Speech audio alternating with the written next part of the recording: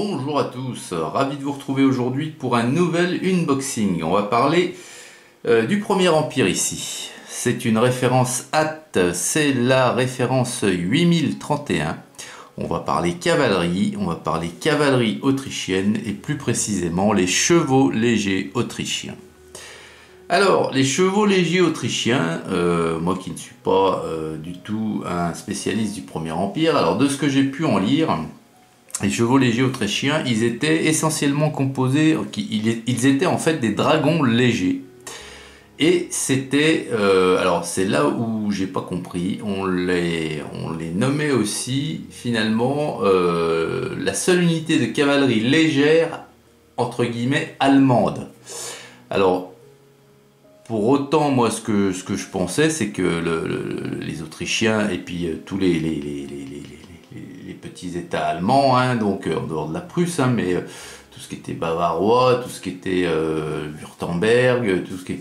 Eh ben, je comprends pas qu'on qualifie ces Autrichiens d'Allemands, quoi. Alors, donc, si quelqu'un pouvait m'expliquer en commentaire pourquoi on les qualifiait de cavalerie légère allemande, eh ben... ça serait bien, quoi, ça éclairerait un petit peu ma lanterne. Donc dans la boîte, il y a 12 cavaliers, avec 12 chevaux, bien entendu. Alors le box art est toujours aussi joli, c'est la boîte originale, là, elle est de 2000. Donc un petit tour rapide, voilà. Hop. Hop. Et à l'arrière, on a donc un cavalier autrichien. Alors, personne ne m'a encore trouvé la raison de ce trou là dans la boîte là. Si quelqu'un, pareil, pouvait éclairer ma lanterne, c'est que je n'endors plus moi. Alors, à l'intérieur, hop, plastique gris. Il y a donc 3 grappes identiques. Ouais, on va en regarder une, tout simplement. Pourquoi 2? Alors, on va commencer par les chevaux.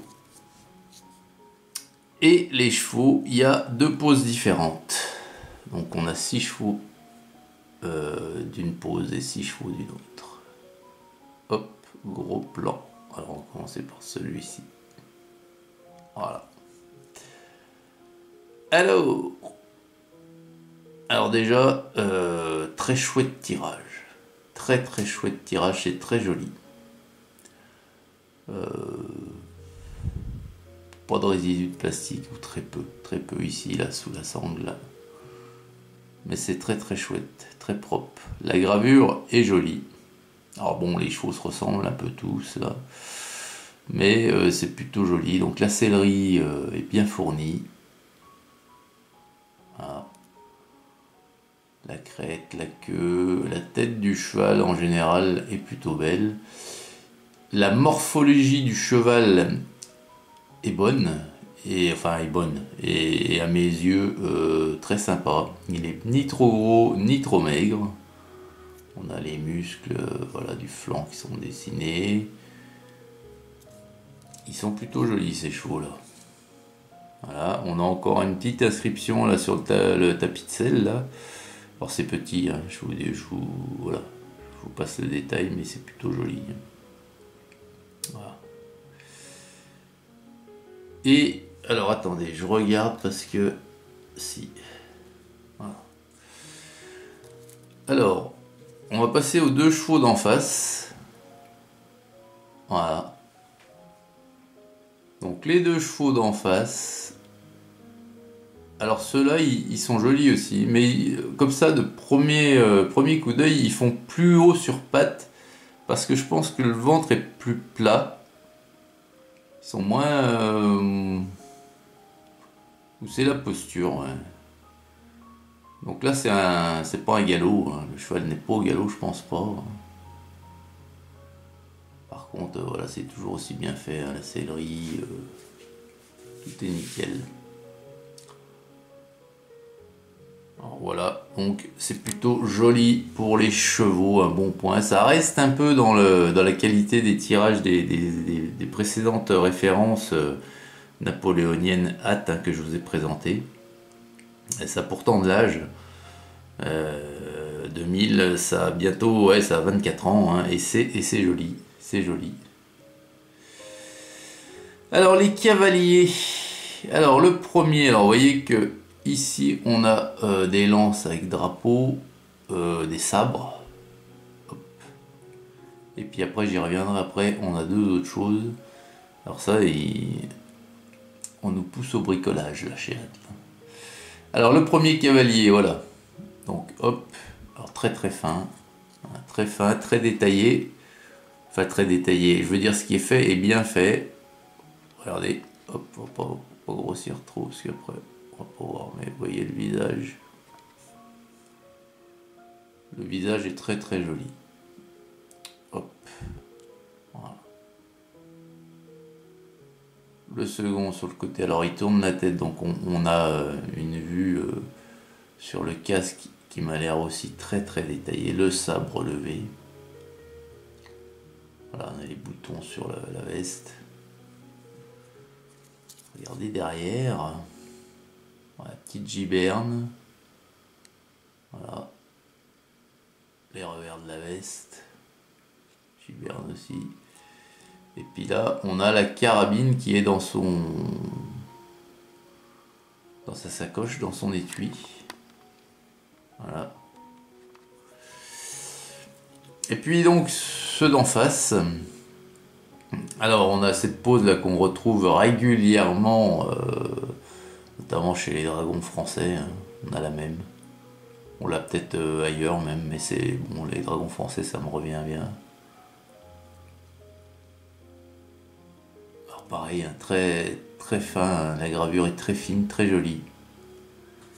Alors je voulais voir s'ils avaient si on voyait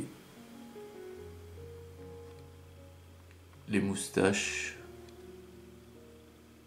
J'ai un peu de mal à distinguer par contre. Ouais, peut-être pas. Après, si vous voulez en faire une, c'est facile en peinture à cette échelle. L'autre sur le côté là, plutôt joli aussi. Le torse bien bombé. Et puis donc, ce que je voulais vous montrer, c'est que, hop, à côté, ici, vous voyez, on a deux têtes. On a deux têtes, donc deux têtes, j'imagine, pour faire un officier, puis l'autre, on dirait un bonnet de sapeur. Bah ouais, un bonnet à poil, on dirait. Enfin, oh, peut-être pas, je sais pas.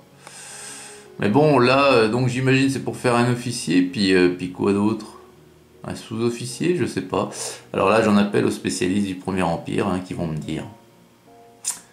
Mais donc il faudrait couper une tête d'une figurine existante, hein, une ou deux, puis coller celle-ci à la place.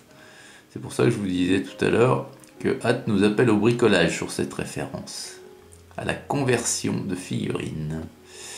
Alors ça c'est quelque chose de notre hobby où je me suis essayé très rarement. Et j'en ai fait quelques-unes pour des besoins de diorama. Mais c'est pas un exercice que j'apprécie plus que ça parce que je suis pas très fort, tout simplement. Après c'est comme tout, vous allez me dire, avec la pratique, mais voilà.